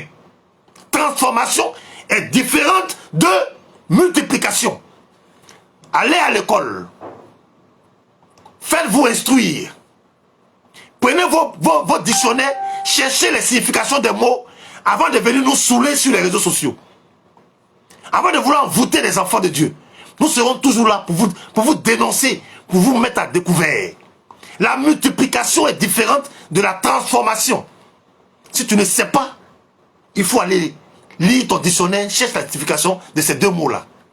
Tu prends un billet de banque, tu transformes une affiche, tu transformes en billet de banque et tu parles de multiplication de pain. Toi, c'est pareil? Est-ce que c'est pareil? Si tu avais pris d'un billet de banque que tu avais multiplié, en ce moment, si tu donnes cette parabole-là comme référence, on va dire oui, ça se ressemble. Mais ce que tu as fait là, ça t'a exposé, ça prouve que tu es magicien. C'est de vous que la Bible parle dans Galates chapitre 5 ici. Tu es magicien. Et c'est dans l'église où vous venez faire votre magie maintenant. Aucune retenue. Il n'y a pas de frein. Il ne voit rien. Allons seulement. Allons seulement. Moi, ce qui me plaît, c'est que chacun va dire la vérité au moment opportun. Philippiens chapitre 2. J'ai voulu qu'on lise beaucoup de passages aujourd'hui pour que vous compreniez de quoi il est question, parce que ça serait trop facile de dire, sans donner des éléments pour accompagner. Philippiens chapitre 2, à partir du verset 1. Si donc il y a quelque consolation en Christ, s'il y a quelque soulagement dans l'amour, s'il y a quelque communion d'esprit, et s'il y a quelque compassion et quelque miséricorde, rendez ma joie parfaite, ayant un même sentiment, un même amour, une même âme, une même pensée. Ne faites rien par l'esprit de parti ou par vaine gloire, mais que l'humilité vous fasse regarder les autres comme étant au-dessus de vous-même. Que chacun de vous, au lieu de considérer ses propres intérêts, considère aussi ceux des autres. Voilà ce que nous dit la Bible. Il faut voir les autres au-dessus de toi. Il faut que nous puissions avoir le même esprit, la même pensée, le même amour. Mais ça n'existe pas dans le corps de Christ. Ça n'existe pas parce que beaucoup sont les points de feu étrangers pour envoyer dans la maison de Christ, dans la maison de prière. Ils sont venus assujettir les enfants de Dieu pour les rendre esclaves de tout ce qu'ils racontent comme bêtises, comme hérésie. Des esprits différents. Et on dit on adore le même Dieu. De quel Dieu parlons-nous? Pendant que Dieu te montre des belles choses qui vont arriver à la Côte d'Ivoire, il ne te montre pas le pleur des gens. Il ne te montre pas que le cœur des gens sont en train le cœur est en train de saigner. Les Ivoiriens souffrent dans leur âme. Ils ne peuvent pas s'exprimer de peur qu'ils subissent des représailles, qu'ils soient arrêtés, etc., etc. Mais ils souffrent. Donne-leur l'occasion de s'exprimer, tu verras. Et tu vas nous dire que tout baigne dans ce pays. Tu vas me dire qu'il n'y a pas de facilité dans ce pays. De quelle facilité tu parles? Des gens qui ne sont pas payés. Le prix des denrées qui augmente. Des gens qui subissent des décisions arbitraires des gouvernants. C'est de ça que tu parles de facilité là? C'est ça pour toi la facilité? Parce que les gens vont venir remplir ton église, tu vas avoir de l'argent. Non, tu parles de facilité. Mais attendez là. Les Ivoiriens souffrent. L'Ivoirien souffre. On n'en parle pas. Et on veut nous faire croire que tout baigne. Et on veut nous conduire vers un cas d'une personne isolée qui est Elipada. Les gens souffrent. Les gens meurent au quotidien. Ils n'ont pas d'abri. Ils ont tout perdu. Leurs économies. Ils n'ont plus d'avenir. On ne parle pas de ça. Toi, tu te dis homme de Dieu, tu veux nous parler de facilité. On n'a jamais été soudés en Côte d'Ivoire. On n'a jamais été compatriotes. Tu parles de quoi?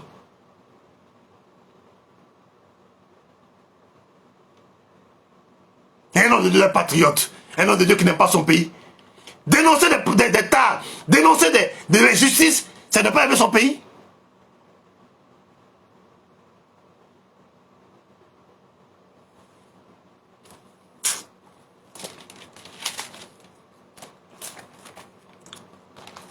Voilà ce que la Bible dit de vous. Marc chapitre 12. Verset 38 à 40.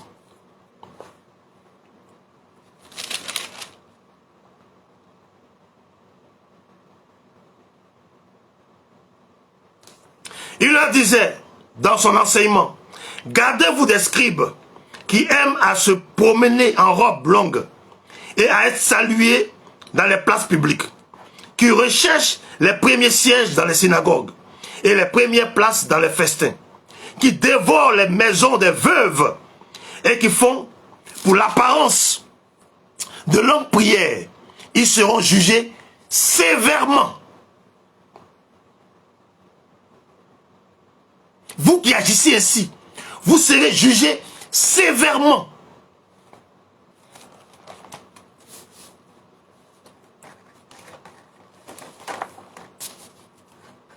Jacques chapitre 3, verset 1 à 2.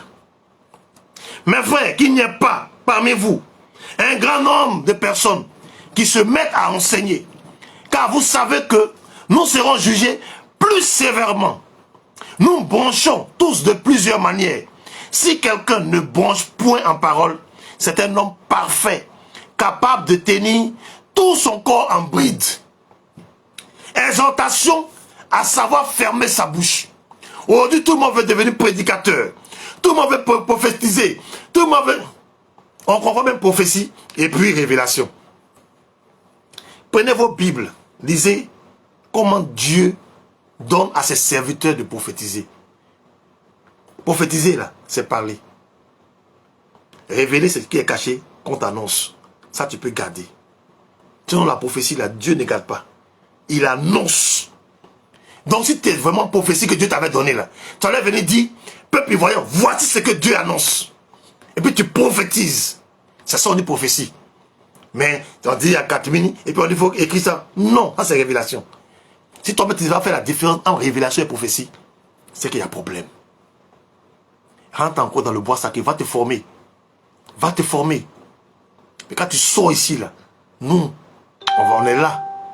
Il a suscité une nouvelle race de serviteurs et de servantes pour vous démonter, pour mettre à nu tout ce que vous faites, tout le faux que vous prêchez là. On va démonter ça à la lumière de la parole.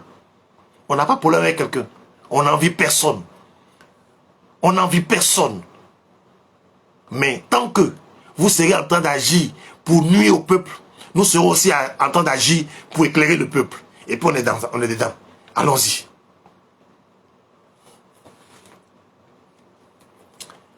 Ézéchiel. Je suis à la conclusion. Ézéchiel 59, versets 1 à 4. Non, la main de l'Éternel n'est pas trop courte pour sauver, ni son oreille trop dure pour entendre. Mais ce sont vos crimes qui mettent une séparation entre vous et votre Dieu. Ce sont vos péchés qui vous cachent sa face et l'empêchent de vous écouter. Car vos mains sont souillées de sang et vos doigts de crime. Vos lèvres pour faire le mensonge. Votre langue fait entendre l'iniquité. Nul ne se plaint de justice. Nul ne plaide avec droiture. Ils s'appuient sur des choses vaines et disent des faussetés. Ils conçoivent le mal et en fait enfantent plutôt le crime. Voilà ce que Dieu nous dit. On ne parle pas de justice. On veut faire applaudir les gens. Tout va bien. Tout va bien. On ne parle pas d'injustice. Rien de ce qui sort de la bouche n'est vrai. Ce sont des faussetés. Et on prétend parler au nom de l'Éternel. C'est faux. Il ne vous a point envoyé. Pour l'état spirituel de la Côte d'Ivoire, Dieu ne peut pas se permettre d'annoncer des choses qui vont être merveilleuses. Non. Tout le monde sait que la Côte d'Ivoire va être un pays prospère. La Côte d'Ivoire est un pays prospère. Nous, on sait ça. Mais avant d'arriver là-bas, là, il y a un nettoyage qui doit se faire dans ce pays-là. Un véritable nettoyage. Pendant que le cœur saigne, vous voulez faire croire aux gens qu'il y a la paix. De quel père vous parlez? De quel père vous voulez parler? Arrêtez ça. Arrêtez ça. C'est une insulte aux pauvres, aux indigents, aux malheureux, aux démunis, aux veuves, aux orphelins. C'est une insulte. Et mais leurs pleurs montent à l'Éternel. Leurs cris montent à l'Éternel. Ces déguépis là, leurs pleurs, leurs cris, leurs malédictions montent à l'Éternel. Restez là pour annoncer seulement la paix. Restez là pour applaudir et nous présenter des coupes du monde auxquelles la Côte d'Ivoire va participer et puis elle va aller en quart de finale. Restez là pour nous parler de construction de villes sur l'eau comme à Dubaï. Restez là pour nous parler de passeport Côte d'Ivoire qui sera démarqué des autres passeports. Dieu fait quoi avec passeport? En quoi un passeport sauve une vie? En quoi un passeport peut sauver la vie de ces personnes qui souffrent là, qui n'ont plus de toit, qui n'ont plus à manger? Le passeport, ça apporte quoi à ces personnes-là?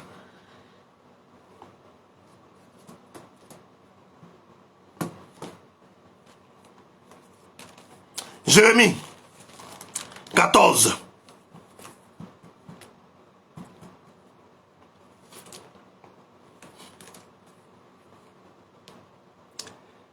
Et l'Éternel me dit, c'est le mensonge que prophétisent en mon nom les prophètes. Je ne les ai point envoyés. Je ne leur ai point donné d'ordre. Je ne leur ai point parlé. Ce sont des visions mensongères, des vaines prédications, ou du moins prédictions plutôt, des vaines prédictions, des tromperies de leur cœur qui vous prophétisent. Écoutez bien. Des tromperies qui vous prophétisent. Ils vous endorment. C'est pourquoi, ainsi parle l'Éternel, sur les prophètes qui prophétisent en mon nom, sans que je les ai envoyés, et qui disent, il n'y aura dans ce pays ni épée ni famine. Ces prophètes périront par l'épée et par la famine. Et ceux à qui ils prophétisent, seront étendus dans les rues de Jérusalem, car la famine, et par la famine et par l'épée. Il n'y aura personne pour leur donner la sépulture. Ni à eux, ni à leurs femmes, ni à leurs fils, ni à leurs filles. Je répandrai sur eux leur méchanceté. Voilà ce que dit l'Éternel.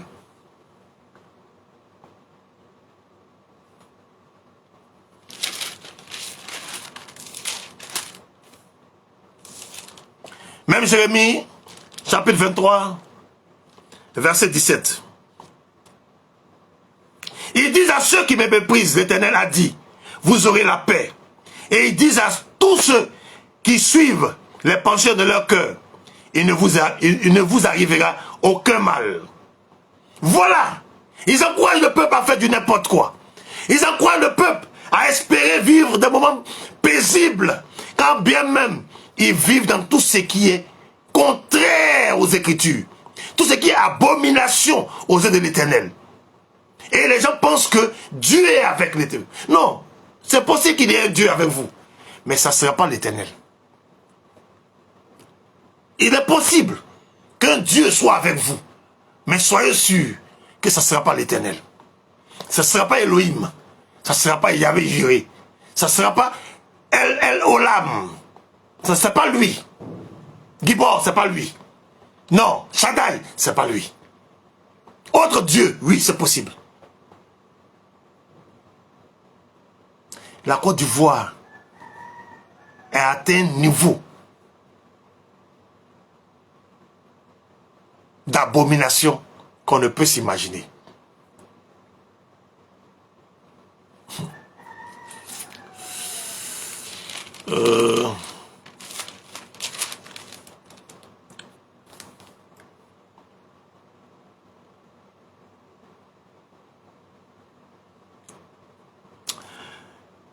Jérémie chapitre 28 verset 8 à 9. On va dire qu'à 10.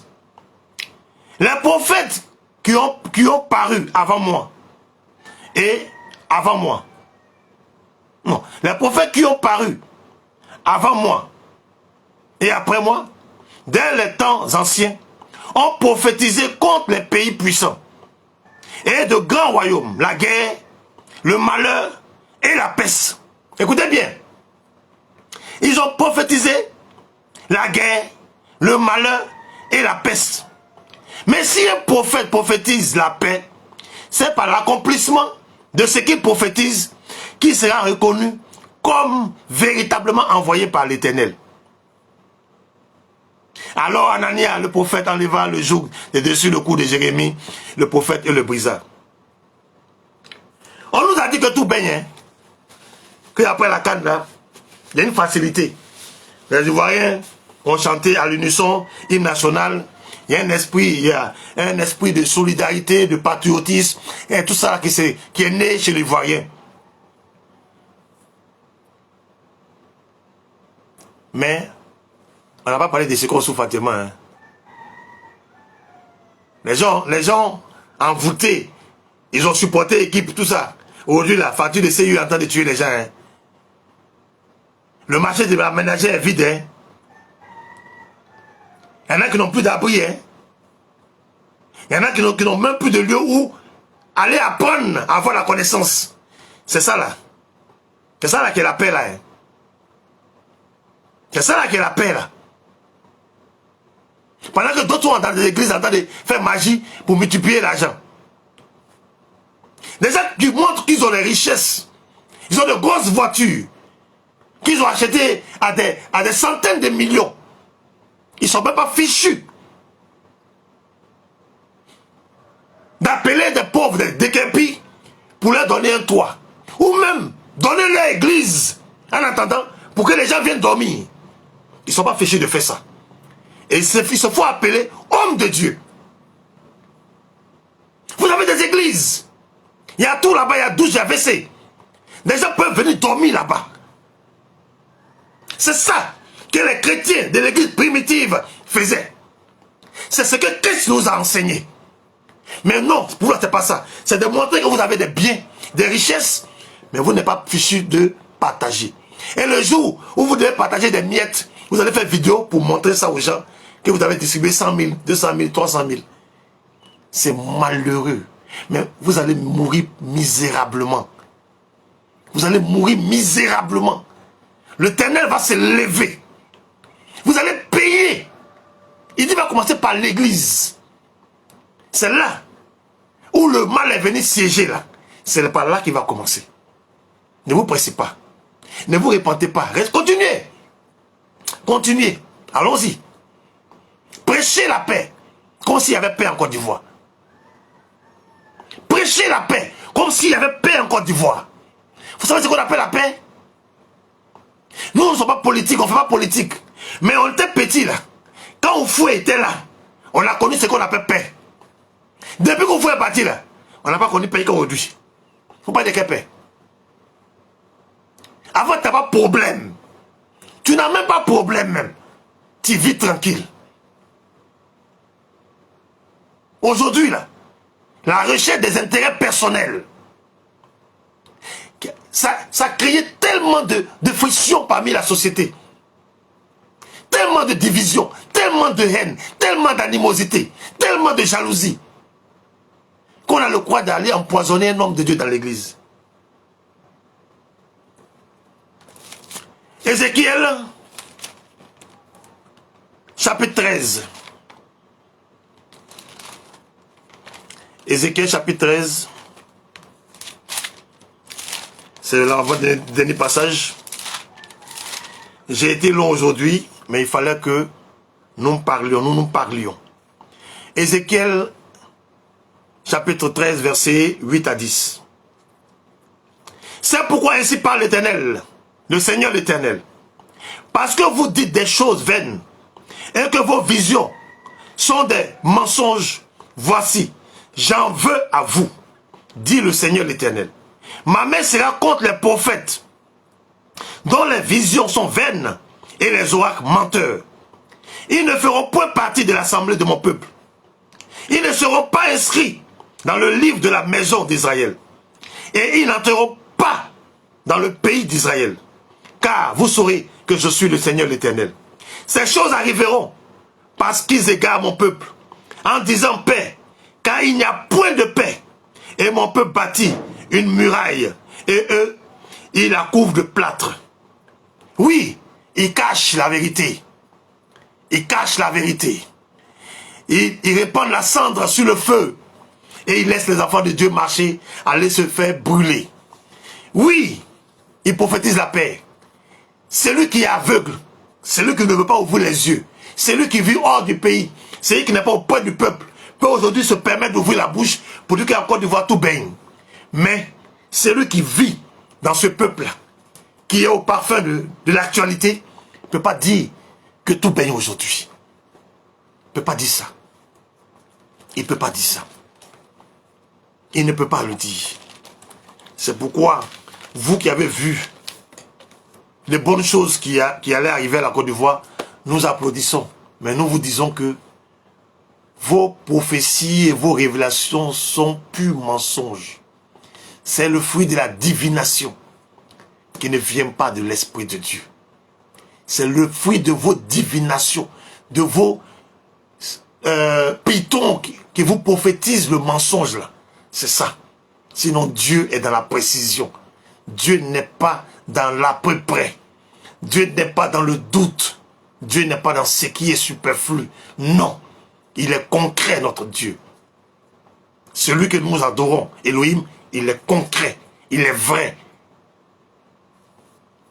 Dernier passage, 1 Timothée, chapitre 6, à partir du verset 3. Si quelqu'un enseigne de fausses doctrines et ne s'attache pas aux saintes paroles de notre Seigneur Jésus-Christ et à la doctrine qui est selon la piété, il est enflé d'orgueil. Il ne sait rien. Il a la maladie des questions oiseuses et des disputes de mots, d'où naissent l'envie, les querelles, les calomnies, les mauvais soupçons, les mauvaises discussions d'hommes corrompus d'entendement, privés de la vérité et croyant que la piété est une source de gain. Voilà ce que la Bible dit. Si tu prêches l'évangile, si tu penses enseigner des choses, qu'il n'y a pas la doctrine de Jésus-Christ, tu es un faux, tu ne sais rien. Ce que tu dis est pur mensonge. Pur mensonge. Il n'est pas dans... Non. C'est en effet une grande source de gain que la piété avec le contentement. Car nous n'avons rien apporté dans le monde. Et il est évident que nous n'en pouvons rien apporter. Si donc nous avons la nourriture et le vêtement, cela nous suffira. Mais ceux qui veulent s'enrichir tombent dans la tentation, dans le piège et dans beaucoup de désirs insensés et pernicieux qui plongent les hommes dans la ruine et dans la perdition. Oui, si tu as ce que tu as pour survivre, pour vivre, ça te suffit. C'est quand tu es gourmand, quand tu veux plus, quand tu es envieux, quand tu veux t'enrichir, c'est là que la tentation vient à toi.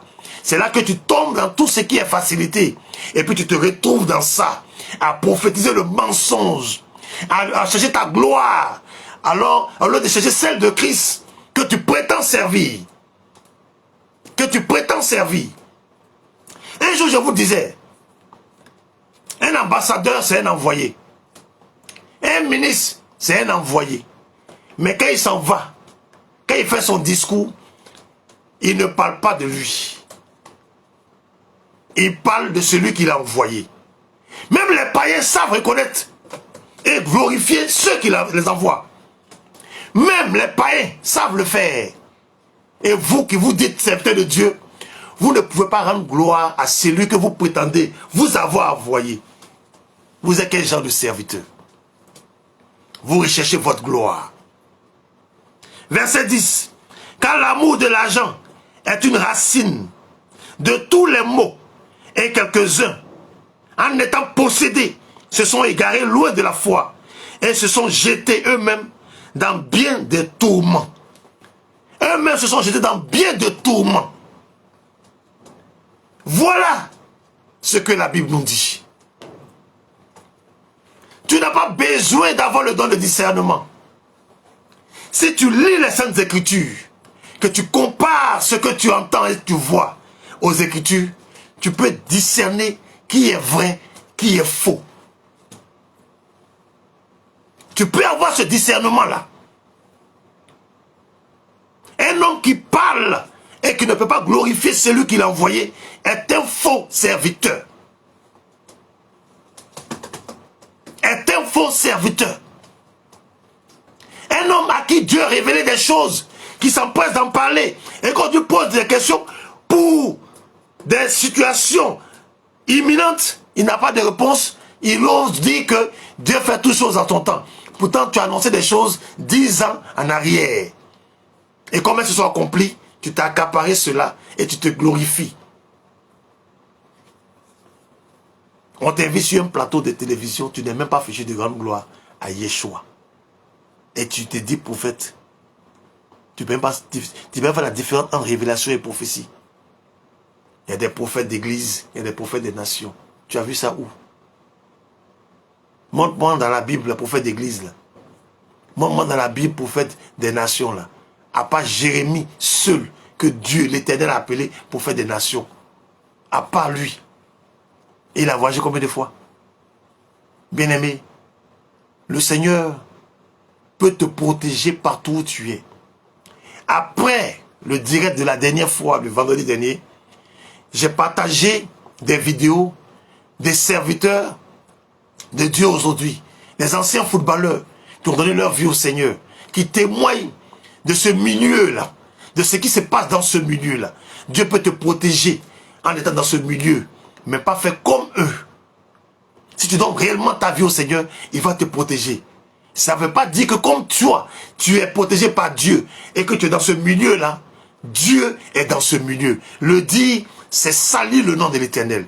Le dire, c'est porter le propre au nom de Dieu, de ce Dieu-là. Le dire, c'est blasphémer. Et celui qui blasphème, personne ne pourra le sauver de la main de l'Éternel. Il dit qu'il peut partager tout sans de péché. Il peut pardonner tout sans de péché. Il pardonne tout, sauf le blasphème contre le Saint-Esprit. Contre le Saint-Esprit, on ne blasphème pas. L'Éternel est souverain. Il est dans sa parole. Quel que soit le lieu où tu es, il te protège. Si Dieu pouvait être dans le football, il n'allait pas dire, dans 2 Corinthiens chapitre 6, à partir du verset 14, sortez du milieu d'eux. Si tu peux rester là-bas, il va te protéger, il va te bénir. Donc, il pourrait nous laisser là-bas. Pourquoi il demande qu'on sorte du milieu d'eux? Il dit, quel est le rapport? On va lire ce passage.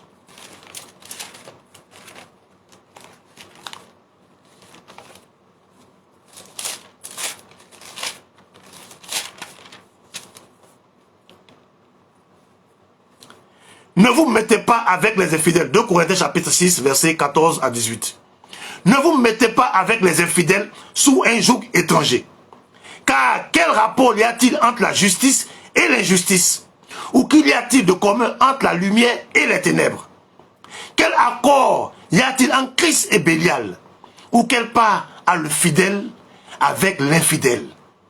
Quel rapport y a-t-il entre le temple de Dieu et les idoles? Car nous sommes le temple du Dieu vivant.